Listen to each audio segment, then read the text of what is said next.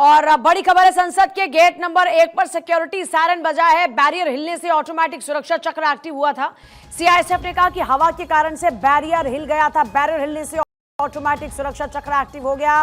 संसद के gate number 1 पर सिक्योरिटी सायरन बजना शुरू हो गया और सिक्योरिटी सायरन बजने के कारण सब लोग अलर्ट हो गए। आपको याद होगा कि संसद पर जिस तरीके से हमला हुआ, उसके बाद इस तरह का कोई भी अगर इंसिडेंस होता है तो जाहिर तौर पर मामला काफी संजीदा हो जाता है, क्योंकि संसद देश के लोकतंत्र का मंदिर है।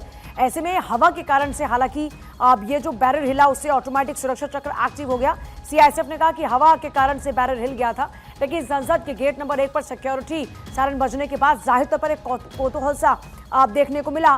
बैरियर हिल गए थे और ऑटोमेटिक सुरक्षा चक्र एक्टिव हो गया था। सीआईएसएफ ने कहा कि हवा की वजह से बैरियर हिल गया था।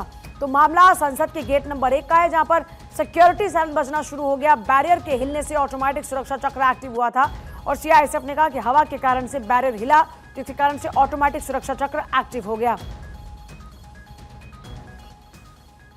अक्षय मेरे साथ इस वक्त है। अक्षय, क्या जानकारी मिल रही है अभी सिक्योरिटी सायरन को लेकर? तो पहले से ही संसद भवन में अलर्ट रहती है, लेकिन जब बूम बैरियर गिरा था उसके कारण जब सायरन बजा तो वहां पर अफरा तफरी की स्थिति रही।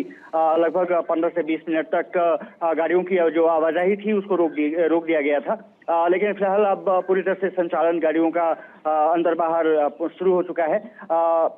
लगभग 15 से 20 मिनट तक जरूर स्थिति थोड़ी सी चिंताजनक रही, क्योंकि सिक्योरिटी पर्सनल लगातार मूवमेंट कर रहे थे उस समय।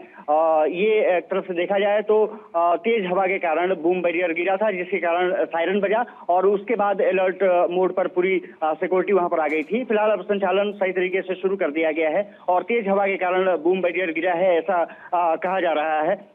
फिलहाल अब चिंता की कोई बात नजर नहीं आ रही है। सभी संचालन शुरू कर दिया गया है। जो टेक्निकल फॉल्ट थे उसको सही कराया जा रहा है और ये कहा जा सकता है कि थोड़ी देर के लिए पूरा जरूर अफरा तफरी की स्थिति रही, क्योंकि संसद भवन पूरी तरह से पिछले आपने देखा होगा कि जिस तरह से वहां पर कुछ जो युवक थे वो सिक्योरिटी लैप्स करते हुए अंदर प्रवेश कर गए थे, उसके कारण तमाम दिक्कतों का सामना करना पड़ा था।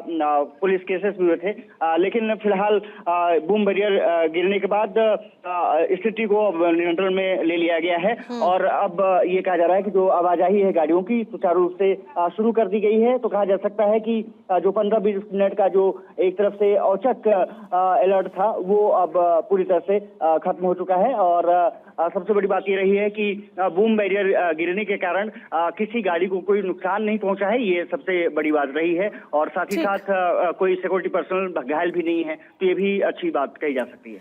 ठीक है अक्षय, बहुत शुक्रिया आपका फिलहाल